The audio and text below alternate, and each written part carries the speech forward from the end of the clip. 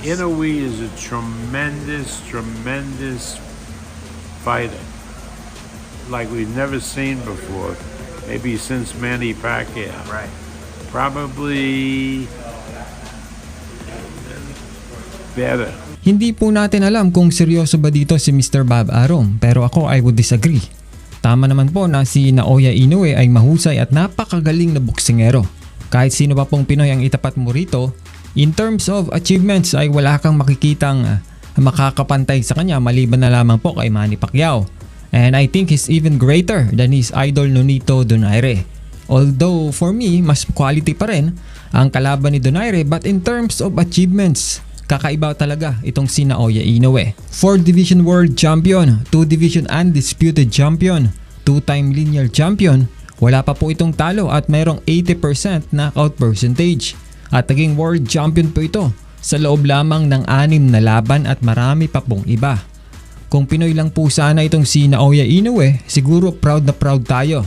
Pero ang sabihin na he's already greater than Manny Pacquiao ay mukhang sobra naman ata. Siguro nasabi ito ni Mr. Bob Arum for marketing purposes. Bigyan ko na lamang po kayo ng isang halimbawa kung bakit malayo pa itong si Naoya Inoue kay Manny Pacquiao. Ihambing na lamang po natin ang pagiging pound for pound king ni na Inoue at Manny Pacquiao. Si Inoue ay naging hari ng boxing sa loob ng 2 buwan at hindi pa ito tuloy-tuloy. Una noong 2022 matapos niyang talunin si Nonito Donaire. Pero hindi siya tumagal bilang number 1 dahil napalitan agad siya ni Terence Crawford dahil sa panalo nito kontra kay Errol Spence Jr. At ngayong buwan ng Mayo lamang, taong kasalukuyan, muling nakabalik si Inoue sa pagiging numero 1 after manalo niya kontra kay Luis Nery.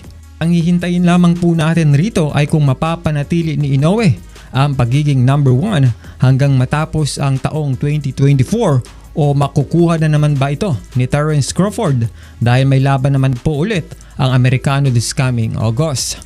Kay Manny Pacquiao naman po tayo, noong taong 2008 ay naging pound for pound king po si Manny Pacquiao matapos talunin sina Marquez at David Diaz. Nanatili ito bilang pound for pound king ng halos 47 months o halos 4 na taon nang hindi po napapalitan sa pwesto. Hindi katulad po ni Inoue na bumaba ito ng pwesto pagkatapos maging pound for pound king noong taong 2022. Si Manny Pacquiao po ay consistent na naging hari ng boxing sa loob ng halos 4 na taon. Ito po ang bagay na kailangan pa nating makita kay Naoya Inoue. Inoue is a good and excellent boxer at sana nga meron tayong ganitong boksingero ngayon sa Pilipinas. Pero ang sabihin po nila na he is already greater than Manny Pacquiao ay ibang usapan po yun.